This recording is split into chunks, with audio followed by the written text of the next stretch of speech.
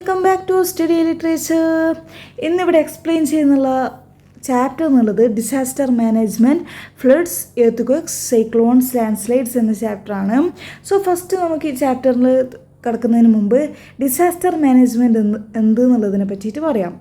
Disaster management എന്നുള്ളത് നാച്ചുറലോ ഇല്ലെങ്കിൽ മാൻമെയ്ഡോ ആയിട്ടുള്ള ഡിസാസ്റ്റേഴ്സ്, അതിനെ ആ ഒരു ഡിസാസ്റ്റേഴ്സിനെ റിക്കവറിങ് ഇല്ലെങ്കിൽ റെസ്പോണ്ടിങ് ചെയ്യുന്ന ഒരു പ്രോസസ്സാണ് ഡിസാസ്റ്റർ മാനേജ്മെൻറ്റ് എന്നുള്ളത്. ഇന്ത്യയിൽ എടുത്തു നോക്കുകയാണെങ്കിൽ നാച്ചുറൽ ഡിസാസ്റ്റേഴ്സ് ഏതൊക്കെയാണെന്ന് വെച്ചാൽ flood, earth cyclones, land slides, ഇതൊക്കെയാണ് കോമൺ ആയിട്ട് ഒക്യൂർ ചെയ്യുന്നുള്ള നാച്ചുറൽ ഡിസാസ്റ്റേഴ്സ് എന്നുള്ളത്. ഇത് കാരണമായിട്ട് മനുഷ്യരുടെ ജീവിതത്തിൽ ഭീഷണി ഉണ്ടാകുന്നു എന്നാണ് പറയുന്നുള്ളത്. കോമൺ ഒക്യൂറൻസ് കാരണം significant threat to life and property, ജീവിതത്തിനെയും അതുപോലെ തന്നെ പ്രോപ്പർട്ടിയൊക്കെ ഒരു സിഗ്നിഫിക്കൻ്റ് ആയിട്ടുള്ള ഭീഷണിയാണ് ഉണ്ടാകുന്നുള്ളത്. സോ നമുക്ക് ഈ ചാപ്റ്ററിലേക്ക് കടക്കാം. ഈ ചാപ്റ്ററിൽ എന്തൊക്കെയാണ് പറയുന്നത് നോക്കാം. ഫസ്റ്റ് നമ്മൾ ഡിസാസ്റ്റർ മാനേജ്മെൻറ്റ് എന്തെന്ന് പറഞ്ഞു, ഇനി ബാക്കിയുള്ള കാര്യങ്ങൾ എന്തെന്ന് നമുക്ക് നോക്കാം. തന്നെ ഇവിടെ പറയുന്നുള്ളത് this essay tries to talk about different natural disasters. ഈ ഒരു എസ്സേ ട്രൈ ചെയ്യുന്നുള്ളത് ഡിഫറെൻറ്റ് നാച്ചുറൽ ഡിസാസ്റ്റേഴ്സിനെ പറ്റി പറയാനും അതുപോലെ തന്നെ എവിടെ സംഭവിക്കുന്ന that occur in the Indian സബ് കോണ്ടിനെൻറ്റിൽ ഒക്യൂർ ചെയ്യുന്നുള്ള ഡിഫറെൻറ്റ് നാച്ചുറൽ ഡിസാസ്റ്റേഴ്സിനെ പറ്റിയിട്ടാണ് ഈ ഒരു എസ്സേ പറയുന്നുള്ളത്. അതുപോലെ തന്നെ അത് മിറ്റിഗേഷൻ മെഷേഴ്സ്, ഈ ഒരു natural disasters mitigation measures means ലഘൂകരിക്കുന്ന നടപടികൾ, അതിനെ പറ്റിയിട്ടും that are taken to reduce the impact of this natural hazards. ഈ ഒരു നാച്ചുറൽ ഹസാർഡ്സ് റെഡ്യൂസ് ചെയ്യാൻ വേണ്ടിയിട്ട് ഉള്ള മിറ്റിഗേഷൻ മെഷേഴ്സിനെ പറ്റിയിട്ടൊക്കെയാണ് ഈ ഒരു എസ്സേയിൽ പറയുന്നുള്ളത്. The main focus is on natural disasters like floods, droughts, വരൾച്ച, സൈക്ലോൺസ്, ചുഴലിക്കാറ്റ്, earthquakes, ഭൂമികുലുക്കം, ലാൻഡ് മണ്ണിടിച്ചിൽ, ഇതൊക്കെയാണ് മെയിൻ ഫോക്കസ്. നാച്ചുറൽ ഡിസാസ്റ്റേഴ്സിൻ്റെ മെയിൻ ഫോക്കസ് ഇതൊക്കെയാണ്. Then India is a country that is prone and vulnerable to natural disasters. India എന്നുള്ള രാജ്യം എന്നുള്ളത് ഈ ഒരു നാച്ചുറൽ ഡിസാസ്റ്റേഴ്സിന് സാധ്യതയുള്ളതും അതുപോലെ തന്നെ ദുർബലവുമായിട്ടുള്ള ഒരു രാജ്യമാണ്. Because due to its topography and location, അതിൻ്റെ ആ ഒരു ടോപ്പോഗ്രഫിയും ലൊക്കേഷനൊക്കെ കാരണം അത് India is a country that is prone and vulnerable എന്നാണ് പറയുന്നുള്ളത്. Disaster is an unavoidable element. ഈ ഒരു ഡിസാസ്റ്റേഴ്സ് എന്നുള്ളത്, പ്രകൃതി ദുരന്തങ്ങൾ എന്നുള്ളത്, അത് നമുക്ക് ഒഴിവാക്കാൻ പറ്റാത്തൊരു എലമെൻറ്റാണ്. പക്ഷേ ഇതിന് ശേഷമുള്ള ആഫ്റ്റർ എഫക്റ്റ് ആണെങ്കിൽ നാച്ചുറൽ ആയിക്കോട്ടെ ഇല്ലെങ്കിൽ മാൻമെയ്ഡ് ഡിസാസ്റ്റർ ആയിക്കോട്ടെ, ഇതിന് ശേഷമുള്ള ആഫ്റ്റർ എഫക്റ്റ് നമുക്ക് മാനേജ് ചെയ്യാൻ പറ്റും. എന്തിലൂടെ? പ്രോപ്പറായിട്ടുള്ള ഡിസാസ്റ്റർ മാനേജ്മെൻറ്റ് സിസ്റ്റത്തിലൂടെ ഈ ഒരു ഡിസാസ്റ്റേഴ്സിൻ്റെ ആഫ്റ്റർ എഫക്റ്റിനെ നമുക്ക് എന്ത് ചെയ്യാൻ പറ്റും? മാനേജ് ചെയ്യാൻ പറ്റും എന്നാണ് പറയുന്നുള്ളത്. ഇനി കൺട്രിയിലേക്ക് ഇന്ത്യ പോലെയുള്ള ഒരു രാജ്യത്ത് ഈ ഒരു പോസ്റ്റ് ഡിസാസ്റ്റർ മാനേജ്മെൻറ്റ് അത് നടത്തുന്നത് ഇംപ്ലിമെൻറ്റ് ചെയ്യുന്നത് ഫോം ഓഫ് ഇവാക്വേഷൻസ്, ഒഴിപ്പിക്കലിലൂടെ, അതുപോലെ തന്നെ സെർച്ച് ആൻഡ് റെസ്ക്യൂ അന്വേഷണത്തിലൂടെയും അതുപോലെ തന്നെ രക്ഷാപ്രവർത്തനത്തിലൂടെയും ഫയർ ഫൈറ്റിങ്ങിലൂടെ, medical and psychiatric assistance, provision of shelter, ഇങ്ങനെയുള്ള മാർഗങ്ങളിലൂടെയാണ് ഇംപ്ലിമെൻ്റ് ചെയ്യുന്നുള്ളത്. ഈ ഒരു ഫോമിലൂടെയൊക്കെ കൂടിയിട്ടാണ് എന്ത് നടത്തുന്നുള്ളത്? ഈ ഒരു ഡിസാസ്റ്റർ മാനേജ്മെൻറ്റ് ഇംപ്ലിമെൻ്റ് ചെയ്യുന്ന ഫോമാണ് ഇപ്പോൾ പറഞ്ഞിട്ടുള്ളത്. ഇനി നെക്സ്റ്റ് എടുത്തു നോക്കുകയാണെങ്കിൽ നാച്ചുറൽ ഡിസാസ്റ്റേഴ്സ് കൂടുതലായിട്ടും ഉണ്ടാകുന്നത് എന്തിലൂടെ നമുക്കറിയാം? ഹ്യൂമൻ ആക്ടിവിറ്റീസിലൂടെയാണ് ഉണ്ടാകുന്നുള്ളത്. പിന്നെ ഈ ഒരു ഡിസാസ്റ്റർ മാനേജ്മെൻറ്റ് ഇൻക്ലൂഡ് ചെയ്യുന്നുള്ളത് റോൾസ് ആൻഡ് ആക്ടിവിറ്റീസ്. ആ ഒരു roles and activities that have to be done pre disaster, during the disaster and post disaster. Mitigation പറയുന്നുള്ളത് is another important element for reducing the negative impact of disasters. ഒരു disaster ഉണ്ടായിക്കഴിഞ്ഞാൽ അതിൻ്റെ negative impact reduce ചെയ്യാനുള്ള ഒരു important ആയിട്ടുള്ള എലമെൻറ്റാണ് mitigation എന്നുള്ളത്. ഇത് കാരണമായിട്ട് ഈ ഒരു mitigation use to reduce the long term effect human ലൈഫിലും പ്രോപ്പർട്ടിയിലും ഉണ്ടാകുന്ന നാച്ചുറൽ ഹസാർഡ് കാരണം ഹ്യൂമൻ ലൈഫിലും പ്രോപ്പർട്ടിയിലും ഉണ്ടാകുന്ന ലോങ് ടേം എഫക്റ്റ് റെഡ്യൂസ് ചെയ്യാൻ വേണ്ടിയിട്ട് ഈ ഒരു മിറ്റിഗേഷന് സാധിക്കുന്നു എന്നാണ് പറയുന്നുള്ളത്. ഒരു മിറ്റിഗേഷൻ പ്രോഗ്രാംസ് എന്ത് ചെയ്യണം എന്നാണ് പറയുന്നുള്ളത്? പ്രീ ഡിസാസ്റ്ററിൽ മസ്റ്റായിട്ട് ഇൻക്ലൂഡ് ചെയ്യേണ്ടത് എന്താണ്?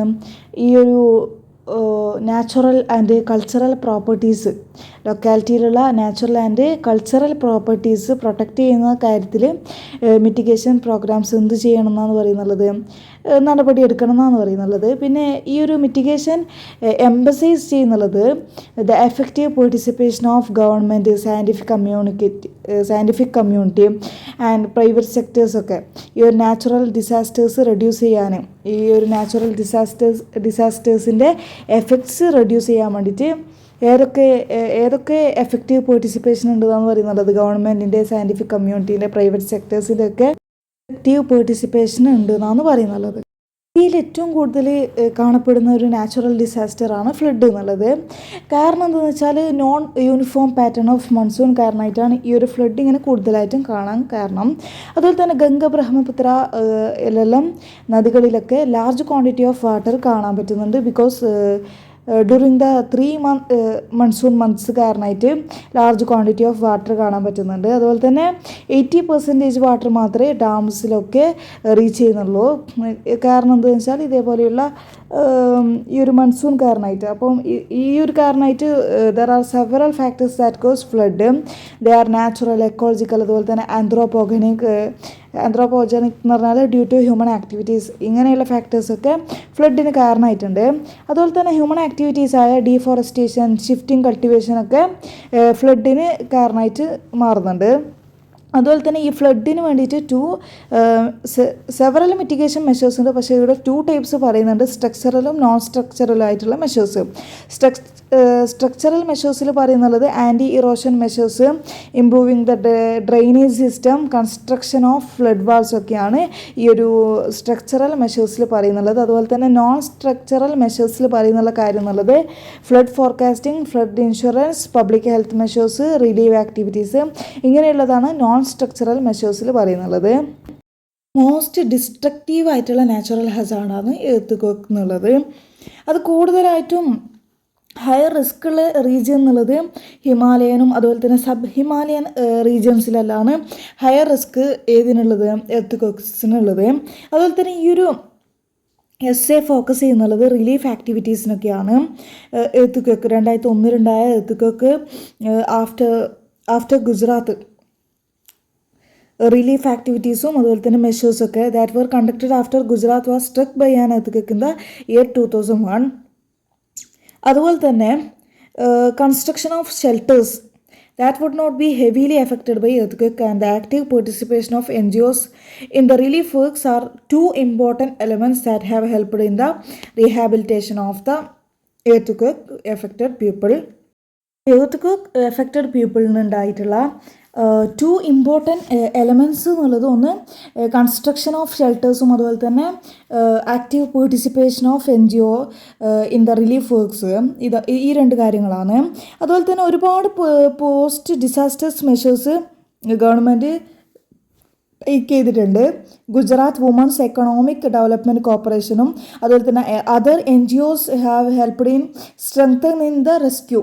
രക്ഷാപ്രവർത്തനത്തിൽ മറ്റ് ഹെൽപ്പും NGO ചെയ്തിട്ടുണ്ട്.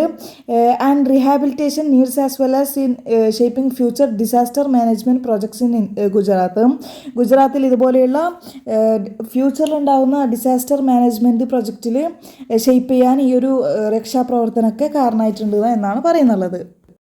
ഇന്ത്യ എന്ന് പറയുന്നത് വെരി ലോങ് കോസ്റ്റ് ലൈൻ ഉള്ളൊരു കൺട്രിയാണ്. അതുപോലെ തന്നെ ഈ ഒരു it is exposed to the tropical cyclones എന്നുള്ളത് that are rising from the bay of Bengal and the Arabian sea. Eastern cost line including the Tamil Nadu, Andhra Pradesh, west ബംഗാളൊക്കെ സൈക്ലോണിന് സാധ്യതയുള്ള റീജിയൻസാണ്. ഈസ്റ്റേൺ കോസ്റ്റ് ലൈനായ തമിഴ്നാടും ആന്ധ്രാപ്രദേശും വെസ്റ്റ് ബംഗാളൊക്കെ. അതുപോലെ തന്നെ സൈക്ലോൺസ് ഉണ്ടാവുന്നത് ഈ ഒരു സൈക്ലോൺസ് ഉണ്ടാവുന്നത് ഹെവി റെയിൻഫാൾസ് കാരണം, അതുപോലെ തന്നെ സ്ട്രോങ് വിൻഡ്സ് കാരണം, അതുപോലെ തന്നെ ഹൈ സ്റ്റോം ടൈഡ്സ് ഒക്കെ കാരണമാണ്, കൊടുങ്കാറ്റൊക്കെ കാരണമാണ്. Some of the mitigation measures എന്നുള്ളത് public awareness programmes, construction of concrete permanent houses, installing early warning systems ഒക്കെയാണ് ഇതിൻ്റെ ഒരു മിറ്റിഗേഷൻ മെഷേഴ്സ് എന്നുള്ളത്. ഇനി ഇൻറ്റൻസീവ് കൺസ്ട്രക്ഷൻ ആക്ടിവിറ്റീസ് കാരണം, തീവ്രമായിട്ടുള്ള നിർമ്മാണ ആക്ടിവിറ്റീസൊക്കെ കാരണമായിട്ടാണ് ഫ്രീക്വൻ്റ് ആയിട്ടുള്ള ലാൻഡ് സ്ലൈഡ്സ് ഉണ്ടാവാൻ കാരണം എന്നുള്ളത്. അതുപോലെ തന്നെ changes in the form or structure of mountains and slopes result in landslides. മൗണ്ടെയ്ൻസിൻ്റെയും സ്ലോപ്സിൻ്റെ ഒക്കെ മൗണ്ടെയ്ൻസിൻ്റെയും സ്ലോപ്സിൻ്റെയും ഫോമിലോ ഇല്ലെങ്കിൽ സ്ട്രക്ചറിലോ ഉള്ള ചേഞ്ചസ് കാരണമായിട്ട് ലാൻഡ് സ്ലൈഡ്സ് ഉണ്ടാകുന്നുണ്ട്.